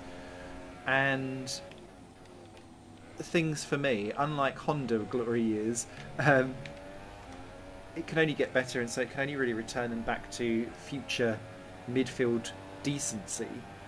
And yeah, to me that seems really, really nice. Also, another thing just around the driver front. So Charles Leclerc has been confirmed to do 4 FP1 outings for this year for Sauber, and there is a sim racer guy who I'm good friends with called Ben Warren, and he tweeted back at them and just went, "Can you just confirm 2018 for us already, please?" And Charles Leclerc liked that tweet. And I really like that he's genuinely on Twitter, because I remember calling out that he was like a hot prospect about 2 or 3 years ago on Twitter, and he liked that then and replied to it, and I was like, yes, you know who I am. I have political sway here, and it's still him on Twitter playing around and doing all kinds of stuff. And so for me, it's a no-brainer that he'll be in that car for 2018. Does Ericsson stay through Longbow, and is that tied to it or not? Will be very interesting, because I know you've kind of grown a soft spot for Ericsson over the years. I quite like him as well. I have. I mean, to be honest, I'm not going to say he like. He's no top tier man. Yeah, and technically, you know, being pragmatic, Verline should be in that other seat, or you know, Giovinazzi. Yeah. But. I like Merrickson. I do. And he's good enough. And at Sauber at the moment, that's all you have to be. Yeah. My worry this year with Merrickson is that if I looked at the most dooziest moves or retirements that have happened this year, he now probably owns 2 of the top 3. Yeah. Because crashing out under the safety car at Monaco was just stupidity. And somehow, even though I've done it in this game quite a few times, because that bridge around Singapore is bloody awful, and more tricky than it looks, ending up backwards down that road was just slightly embarrassing. But in terms of pace, I don't think he's been... I think actually he's taken money off of Verline, and that's why Verline is out of a drive, potentially for next year. Oh, God's sake. I'm being held in the pits again. Oh. There's no reason for it. I wonder if it's because I'm in my pit window, but it's not. I've not said that I wanted to box. That was a 29-second stop. Oh, that's ridiculous. Stupid game. Nah. I mean, yeah, I don't know. I sort of feel like Giovinazzi deserves a full season. Yep. But I want Merrickson to stay. I do, and I sort of think he could be... It's one of those drivers where we need more teams, because there's no real reason to get rid of him other than he's not stellar. He's like our modern-day Sutil. Yeah. There's a place for him in Formula One, provided there's enough place. It sounds like a stupid thing to say, but it's true. No, and it was interesting, like, to bounce off of that. Wasn't it Jean Haas that was saying, like, we need these types of teams like Minardi and so on back in again, because there's just nowhere to place people, and it's such a high risk. And Giovinazzi done superb in Australia, binned it in China, then binned it in a practice session, and thankfully didn't then bin it in the most recent one. Because otherwise I think his F1 career would have been over, and all he's done is a practice session or two, and you just kind of think because there's nowhere to stick people anymore. I mean, for me though, I did feel that was pretty big talk for Mr. 2 seasons. Why haven't we won? Oh hey, I think we should have spotters like they have in NASCAR. All right, just like, Manisha. To me that was pretty big talk coming from him, because I don't think it's an unreasonable opinion, but it's an unreasonable opinion to wield when you refuse to do it. Which is why Sauber are probably going to end up being the preferred Ferrari customer again. I think it's pretty much all but decided, and Haas are going to find themselves very similar to Red Bull's relationship with Renault, I feel. Although Haas are not being critical of them, they are not doing the junior team business that I think Ferrari expected coming into this. And I think Haas haven't complained so far because they've had bigger fish to fry, but I expect any day now, actually, the complaints to start, because he's already complaining that he can't win, which is essentially a reflection on Dallara and Ferrari because he doesn't build his own cars. But he is completely right. We do need those teams, and at the time I didn't like the essence of Toro Rosso, because to me Formula One was like the top tier of the sport, and if you're not there to win, then why are you there? But as I've got older and Toro Rosso have delivered such talent, I think it's not unreasonable now for me to say I think it's a viable business model. I think you could start a racing team and drive the majority of your funding by providing a seat for bigger teams' development prospects. Absolutely. If you go to F1 realistically, I mean, this is what Tony Fernandez should have done, to be honest. Because Paul Stardot had the right attitude but didn't have the money. And Tony Fernandez had the money but the wrong attitude. Because, a lot of prestige Formula One comes just from being in Formula One. He could have sold his Caterham cars with the F1 connotation just by being on the grid. Because even if you're the last F1 team on the grid, you're still an F1 team. You're still going to be a hell of a lot more advanced and capable than most other engineering businesses in the world. Agree. And I think what we need is someone with money and a good head on their shoulders to come in and say, I'm a racer at heart. I love F1. I love being in the paddock. I love racing. If we can do well, great. But this team is all about the future of the sport. And I will fund it by selling the drives to teams. So you take on a junior partner role with one of the engine suppliers. Maybe get yourself a little bit of money in exchange for development work. You do all the development days that Pirelli ask. I know it costs money to attend, but you get political capital and goodwill back in return. And you field the drivers that are itching to break through, and you say, well, there is a seat available, but it comes with caveats. So we need an engine and a gearbox from partner A, and partner B we need cash. You need to pay us. And you sell the sponsorship, you take the driver's sponsorship money as well, and you could probably have quite a tidy little business, because you don't have to spend the money to develop the car in the same way. Because you, as a junior partner, you get tangential improvement anyway, like you see with Haas, because you might not get it when it's cutting edge, but you do get upgrades. And all you have to do is maintain a car that is worthy of being in F1.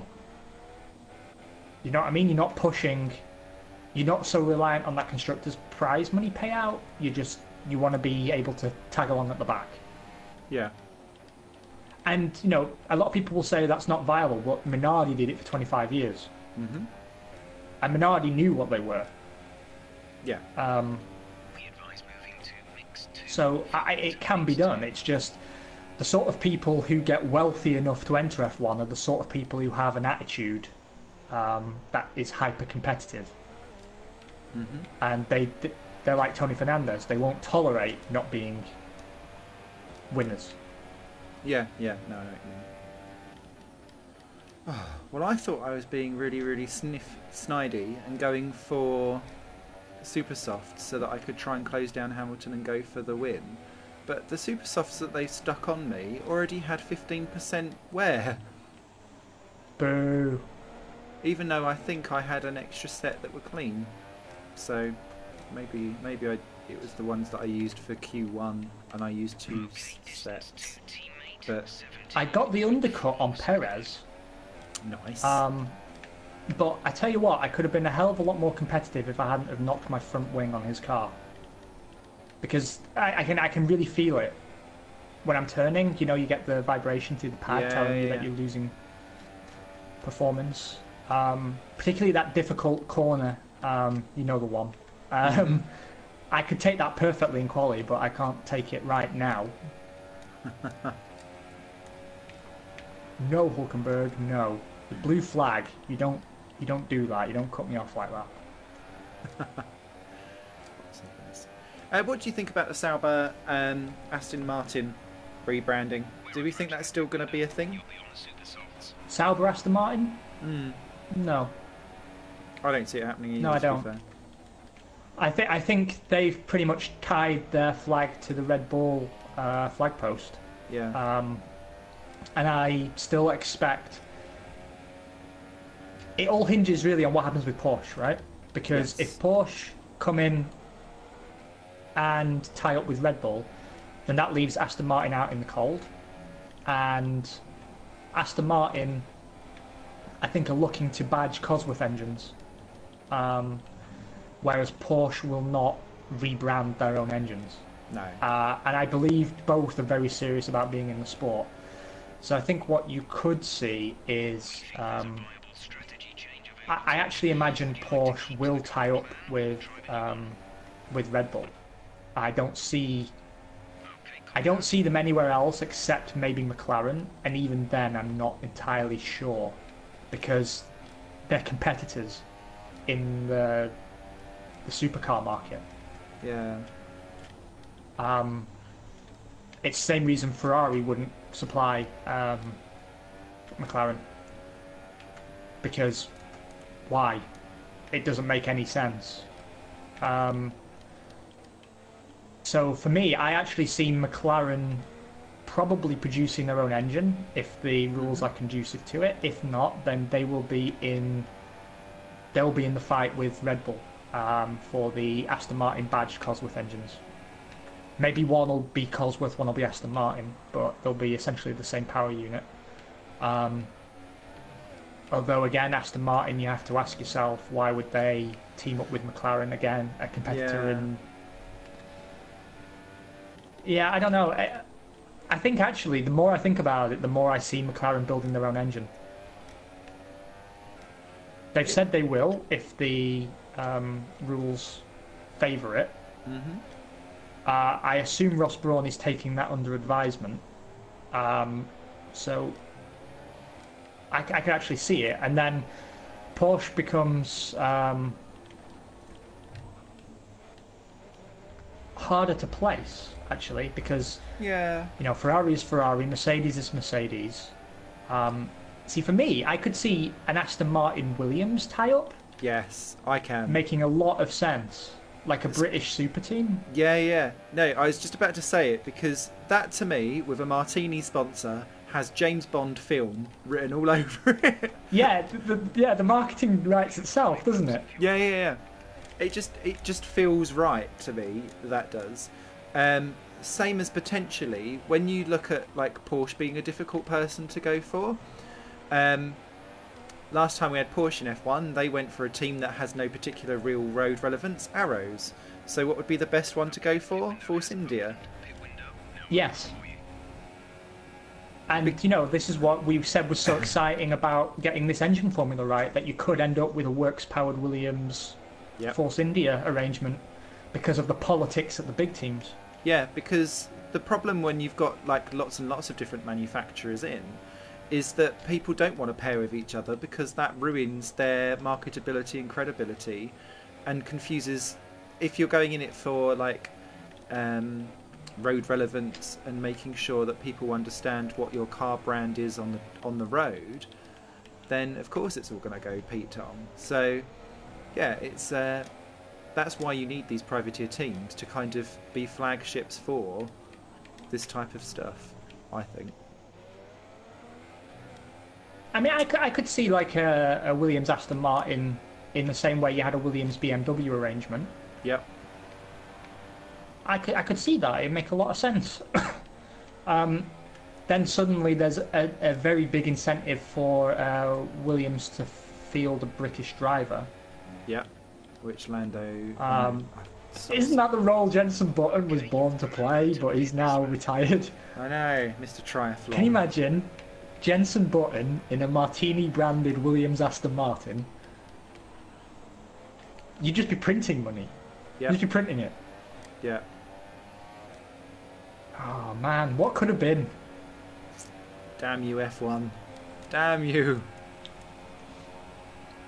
But, you know, what I'm taking away from this whole conversation is that what we see is a lot of teams, even Sauber, looking ready to move forward. Yes. And obviously, someone's going to end up at the back. Mm-hmm. And the only team I see on the horizon of falling backwards is Red Bull and Toro Rosso. Yeah. Especially if they're tied What? to uncompetitive Honda and Dietrich and co, all kind of going, oh god, this is embarrassing and terrible, we'd like to leave, please. Which to me then kind of makes me think, right, well, what teams would step in? Would Porsche ever do like we'll be a car manufacturer as well and we'll buy out the Red Bull or Toro Rosso Faenza stuff and then make our own team from that, maybe? It's what other manufacturers would look at coming in. Again, it depends so much on what the regulations are in terms of power units. Yeah. But there's not many I see knocking on the door.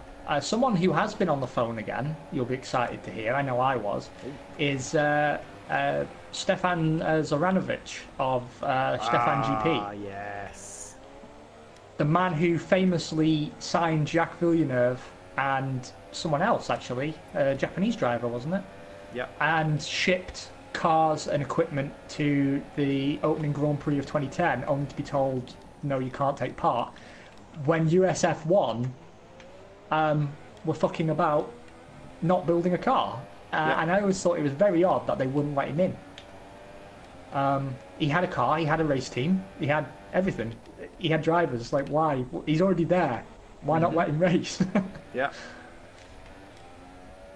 Yeah, and that guy has tried to enter F1 so many times. Just let the guy in. It can't be any worse than an Eric Broadley Lola entry, which went for like one race. Well, the thing is, like, if you do your research on him, the guy's legit. He owns a helicopter manufacturer. Oh, okay. And he's talking about he wants to build a racetrack as well to put on the F1 calendar, and he wants to do like this whole Serbian-themed thing. And I think, you know, fuck it, let him in. Like, they let Forza Rossa in, even though that apparently was a fever dream of a Romanian car salesman. Oh, no. And nothing ever existed. So why not let someone legit in? I don't know. I think, to be honest, USF1 really burned Formula One in terms of their openness to new teams. Yeah. And especially now that Liberty, obviously, American company, doing all kinds of things. Andrea Muda for F1 mediocrity, though. That is very true, James. You're saying you can't top Andrea Moda for F1 mediocrity. Yeah. And I think, like, even when you go back to... Do you remember Phoenix Grand Prix when they arrived at Monaco with the old Prost cars? This is the they third bought time Prost, that's right. It's the third time I'm going to lap Van Dorn. What's going on? Like, what's the worst that can happen? So long as the cars have passed the crash structure, they've paid an entrance fee, get the things on the grid, more cars, more drivers, more chance for on-track entertainment and drama, I don't see what the problem is. Because when you look at, like, I know it's lower formulae, but like GP2, GP3, Formula 3.5, that kind of stuff, their entrance lists goes up and down, dependent on who's got the finance to bring in to make the extra car and so on and so forth. Now, I know you can't necessarily have that with teams, but it feels like they're actively putting barriers to stop people coming in, when I'd rather just have a full grid. This is something we've talked about already, actually, because we noticed that it used to be, up until sort of the mid-90s, that teams would cut their teeth in lower formula. Yeah. You know, Onyx, Pacific, 40, Minardi even, Tyrrell, March, Brabham, they all did it. McLaren, they were an F2 team for a long time. And that just doesn't seem to happen anymore. Like, people turn up with a lot of money, make a lot of noise, don't win, quit, and that's it. And then the same established sort of 8 to 10 teams just circulate with different owners and different names. And I'd say, like, someone like Dams should step up to F1, but they stepped up to Formula E. So then really you're looking at ART, Prima Power Team. They're the ones that sort of leap out in my mind as the ones that are probably best placed, but I don't know what their finances and facilities are like. And this is the other thing, because, I mean, it's been rebranded F2, right? There's an F2 again now, which is supposed to be the step up to F1. Yeah, now that they've changed the points as well. Is that a single make series? Yes, it is. See, to me, that's the problem, because F2, as was, used to be a multi-constructor championship. Yeah, no, they're all Dallara chassis. The car is changing, and it's going to have the Halo for 2018. And they have DRS, which they can use a certain amount of time, and they've introduced KERS and stuff like that, so that the actual cars kind of have the same type of dynamic, but it's still one make. There's still very little in terms of what you can necessarily do with the car to improve it, apart from just general setup-y parts and tweaks. It makes it very difficult to Two wins, Simon. I know, 2 wins. I'm sorry. It's your last warning. I will be mediocre again. I will channel my Pier Carlo Ginzani. Well, it's alright, it's going to be a double podium, so... 2 halves of a Haas on a podium. That's a full Haas. Yeah, that's a full Haas. Well done, mate. I tell you what, say, though, you were close. If you hadn't have been stopped, you'd have been right there with me. I believe so. If I didn't have the broken wing and 2 25-second pit stops, I think it probably would have been quite close between the two of us. Yeah. Because we were very close in qualifying. Nice Ginzani shout out. Thank you, James. Ginzani shout out. Look at Gunther Steiner there. He doesn't know what to do with it. Yeah, he's like, I've never been here before. Yeah. It's like, what is this livery? We've not had this. Go team. First time I've seen your face as well. Normally I don't show it. Only as much as the Mexican hot sauce brand that funds me requires. You chola girl. Oh, fireworks never fine. So, who else? Let's take a look. Double points for Williams. Oh, a point for Sauber. There we go. There we go. Good old AI. And only 4 seconds a lap faster than the Ferraris. Fucking hell. What? It's Van Dorn. Unbelievable. Van Dorn's fastest lap, a 1:46.6. Our fastest lap's 1:34. I think something went horribly wrong with the AI. Yeah, man. Actually, you got were you on super softs? Actually, I shouldn't be too hard on myself because I didn't run super softs at all during that Grand Prix. No, I switched right at the end because where I'd made my second stint go 2 laps longer, I was like, I could be daring and go for it, and I did. So that's why I was shouting super soft while she was trying to make a point, because it put me on the full wets. I was like, no, Jeff, Stop it. But I just want to say, I think we're fixing F1 still. We are. Because if F2, I know there'd be an upcry about it, but if F2 went to you don't have to build your own car, but have some constructors in there that can sell their chassis to other teams to reduce costs, but they still develop the ability to build a car. Yeah. Then F1 sells its TV rights as a package, includes F2 as the support series for Formula One. Make sure to broadcast it all in bulk. Yep. That's more eyes on the cars, more money coming in, and then teams can cut their teeth as a constructor before taking the step up. Yeah, there should be parts of the car where they're allowed to develop bits, like I don't know, the front wing or the rear wing or something like that, but have like the base chassis, which costs the bulk of the money, to be relatively the same. So it gives those types of teams to step up and be able to do that. I completely agree. We said this last time around this whole package your GP3 and your F2 and stuff like that all together into one big thing, because that just makes so much sense as like a package deal for things. And for me this year, actually, F2 has been my most exciting series to watch in motorsport at all, because it's so close, because the drivers they've got bollocks but they've not developed fear yet, so they're just going nuts. Yeah. It's the anomaly, isn't it? Yeah. Because I mean, like the ladder for drivers, Gerhard Berger seems to have really kicked together, and actually, I'm a big fan of Formula 4, like the model of it. Yeah. I'm a big fan of that, and actually, if I won the lottery, I'd have a Formula 4 team in a heartbeat because the costs are very reasonable. Yeah. So Formula 4 is a great place to sort of develop race engineers and drivers. And then, you can always move up to F3, but the budget is higher. But really, sort of F3, F2 level, you should be able to develop constructors as well as general race staff.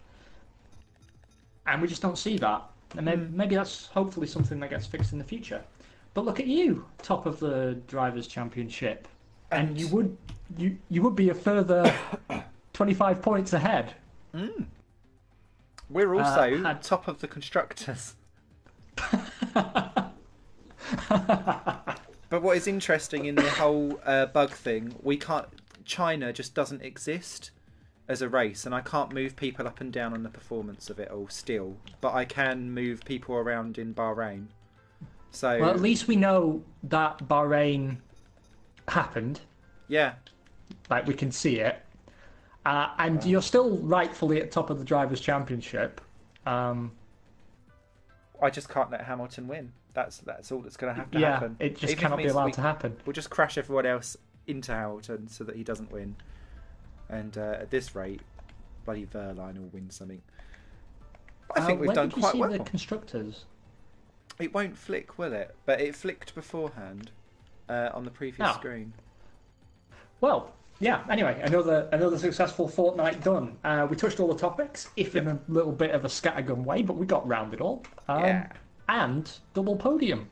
Whoop whoop. Ridiculous. Loving it. So yeah, thank you so much everyone for taking part. Thank you, James. You sat there all the way through that, listening to our rambles on our channel. So what have you got coming up on your YouTube channel? If you've got anything coming up soon on Definitely Zero. I've been very, very quiet for like the entire year, to be honest, mate. But I am intending to come back. I still need to wrap up Grand Prix World. We're so close, down to the last season now with Arrows. I keep meaning to pick up Motorsport Manager, but every time I look at it again, there's something on the horizon that is changing with the game, and I sort of want to do it justice. But I'm trying to round out my first season of F1 2017 so I can pick up streaming again on season 2 when I think it's probably more interesting, because by then things have started to shake up a little bit. So I'm going to be working on that. Also, there will be something on YouTube this week, actually, because I want to dive in very briefly to City Skylines and take a look at how the game's developed since it came out, because I still love that game and I've got all the DLC for it now. Yes. Fun times. What's going on with you, Ombre? I'll be tuning into your City Skylines because I've got some of the stuff on the PC, but my PC struggles to run it. And now that it's come out on PS4, It's one of those games where I feel quite comfortable probably to double dip once it comes down in price slightly. So yeah, mega excited for that. I'll keep a look out. For me, it's F1 2017 still. Especially now that I'm starting to feel a little bit better, I'm hoping that I'll be back full force with that. Motorsport Manager continues on, where just all of my drivers just want to be injured. It's bizarre.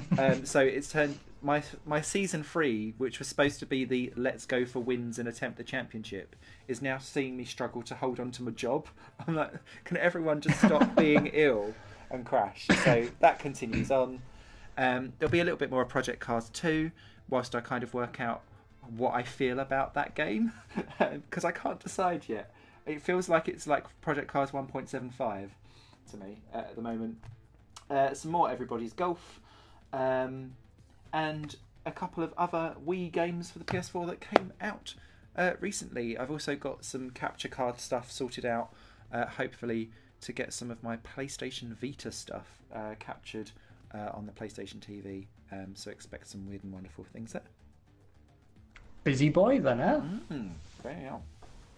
Well then, a big thank you from me to everyone who's chipped in, watching the VOD. We genuinely do appreciate it. We're trying to take things up a notch by being live and being a bit more interactive, and it's going well so far. I've been really pleased. It'll take a while to grow, but we're getting there, and it really does mean a lot. Those that have been with us for a few years now, we've been round the block now.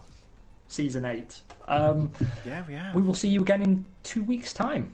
Yeah, when there'll be another. We'll be lamenting over the last Malaysian Grand Prix.